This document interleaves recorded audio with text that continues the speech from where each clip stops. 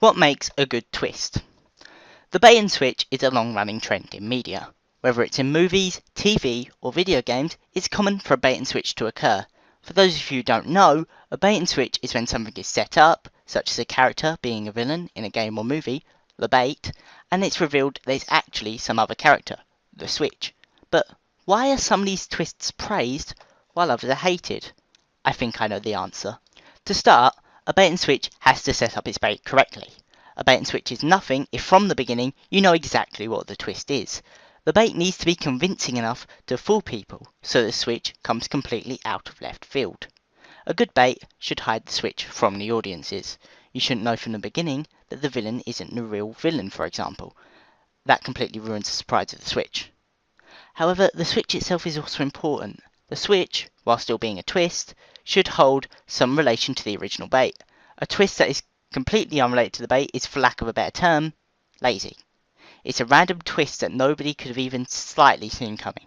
So while a bait needs to fool people, you need to be able to look back after the twist and say that in hindsight, you can see how the twist was possible. For an example, let's take Doki Doki Literature Club, a game praised for its twist. During the game, it suddenly switches from a romance visual novel to a horror visual novel. This is a good twist because while it can be surprising, the game still remains a visual novel. If the game suddenly had such a twist where it turned from a visual novel to a survival horror game, the game would not have been received as well. The twist works because the game remains a visual novel with a simple genre change. Imagine how bad the game would be if you were playing the game and all of a sudden Monica was like, "Hey yo, it's Five Nights at Freddy's now." It'd be awful. It wouldn't work in the slightest. The twist works because it still makes sense. Another good example is Kaiser from Fallout New Vegas. He leads an army of slavers and overall not very nice guys, so you'd expect him to be quite a nasty character, but when you meet him, he's actually quite polite and he even makes a joke. Again, the twist wouldn't have worked if it turned out he was 6 dogs in a mech suit, because it wouldn't have fit with the bait. It would have just been completely random. But a good example is nothing without a negative one, like the twist ending to It, where Pennywise turns out to be a giant alien spider, which makes no sense.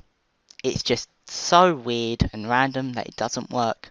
It's so unrelated to the clown form we see throughout the rest of it that it's less of a twist and more just we wanted to put a giant spider in. It actually ruins what was actually a good movie for me. The rest of it was fine, but the ending twist was just bad.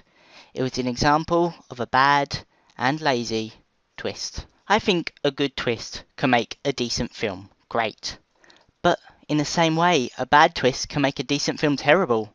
I think in future people need to step back and take a look at their twist before they put it in and say, does this make sense? Are people going to understand this twist? Or is it just going to confuse them? Because so many twists are bad because they don't ask those questions. I'm Dunket, and make your twists count. Don't just throw them in for no reason.